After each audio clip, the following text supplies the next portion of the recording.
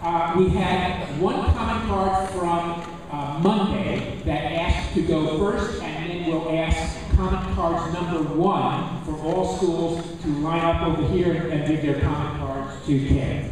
And the one person was Gloria Hughes, left over from Monday night. If Gloria is here?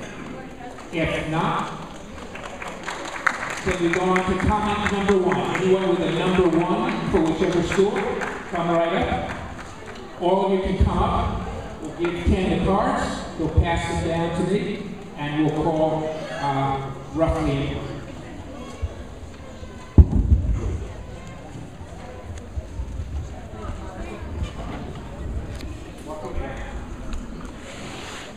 Our first comment is from Edward Winto from Roosevelt School.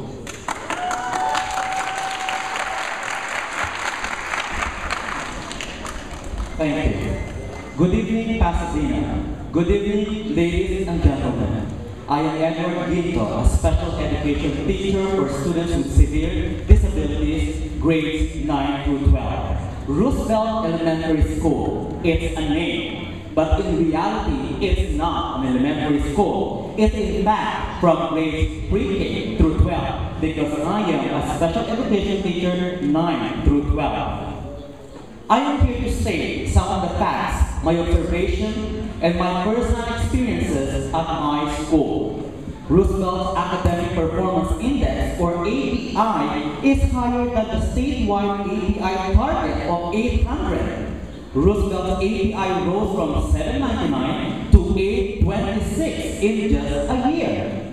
Last school year, Roosevelt ranked 6 out of 10 in statewide school API results. This means that Roosevelt has an API score that ranks in the highest 60% of all schools in the state of California.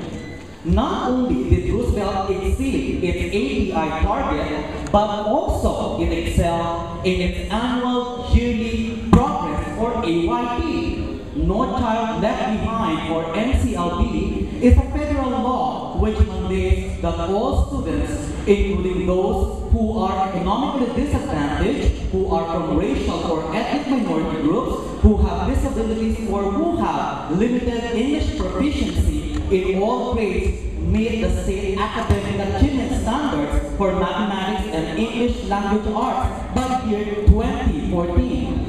Schools must demonstrate adequate yearly progress, or AYP, toward achieving that goal. There are several consequences for schools that do not meet AYP standards, including additional tutoring and replacement of staff. Students will also be allowed to transfer to another school within their district that have met their AYP, and their former schools will be required to provide transportation to the new site. Given this fact, why consider closing Roosevelt, a school that is compliant with the state and federal laws that mandate students' achievement and a school's accountability? Roosevelt only needs more time to prove that it can become the best school it has already started to achieve excellence. Now please, let me tell you, or please allow me to talk about special education at Roosevelt. Our school probably has the most severe and most medically fragile students in the district. 20 seconds. During summer school and during training for special education, some teachers and other schools have said, I don't think I can do what you are doing. I do not think I would like to teach that population. I am very proud to tell you that at Roosevelt, we are not only educating students, we are also saving lives, especially the students with medical fragility. My student is over there, Robbie Holmes, is an example. We deal with seizures, we deal with asthma, we deal with medical impairments often on a daily basis. Thank you so much.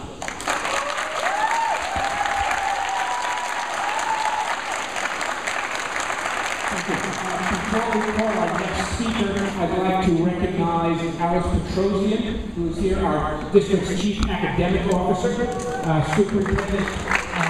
Diaz was with us on Monday. He wasn't available to come, and Alice is sitting in for tonight's meeting. Next speakers, Morgan Kim and Missy Griffin. And one other person on that. Angelica Garcia.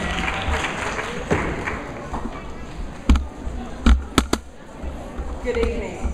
My name is Morgan Kim, and I'm the PTA president at Norman Combs. A little louder, please. Good evening. My name is Morgan Kim, and I'm the PTA president at Norman Combs. And I stand here with Hilda Garcia, representative of ELAC to the DILAC committee. I'm Melissa Griffin, and I am a school site council representative at Norman Combs. And we are here because we understand the extreme difficulty and the difficult decisions and recommendations that the Consolidation Committee has to make this weekend. We have heard over the course of the last 2 weeks the Consolidation Committee talk about consolidating Norman Combs into other schools, into one of the other 6 schools. Since last year, we lost our middle school, grades 6th, 7th, and 8th. That means we have the capacity to accept new students, approximately 150 students, to fold into the Norman Combs community. We have a strong history of integrating new families through kindergarten orientation, summer playdates, new family orientation, welcome back socials are just a few ways that we integrate families at the beginning of the school year. Since we are not a neighborhood school, we have to work at building a community through other avenues. We have successfully done that as evidenced by our API scores, our student involvement, our parent involvement, and the success of our students throughout the community. Tonight, we even have alumni families whose parents are here to support Norman Combs. Their students are no longer at Norman Combs, but they're here because they believe in the quality education that their son or daughter has received. So we ask the Consolidation Committee, please consider this option. Yes, we have room to grow, and that's a blessing. So allow us to use our space to grow and have other students in the Pasadena area receive a top-notch education. And something good at Norman Combs is that we don't have any difference between students.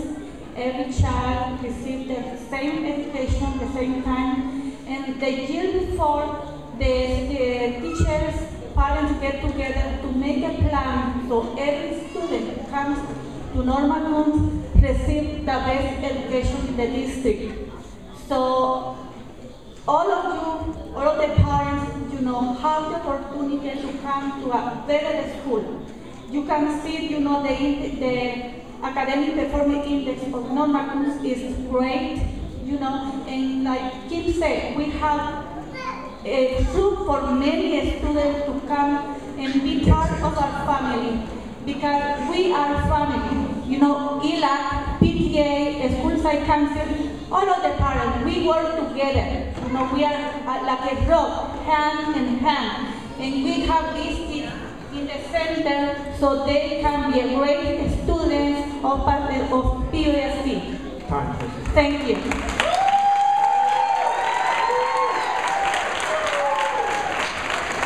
Next speaker is Diane Arnold.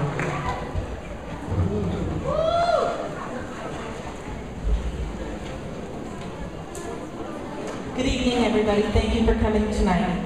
My name is Diana Arnold, and I am Field Elementary School's PTA president. But there is more to me than that. I am also a RIFT teacher. I taught at Field Elementary School for kindergarten last year and 3rd grade before, and I still love that community, and I am still a PUSD parent. Before I taught at Field Elementary School, I subbed throughout the district. I know every single campus on the list of 7. I've been to those schools, I've been in those classrooms, I've met the wonderful children and the parents that are there. Every single school on that list has something of value. Every single school on that list of 7 has something to offer the Pasadena community. And so right now I want to speak to you as a Pasadena community member and a parent. And I want you to consider the extreme disruption that changing a school is on a family and on a child.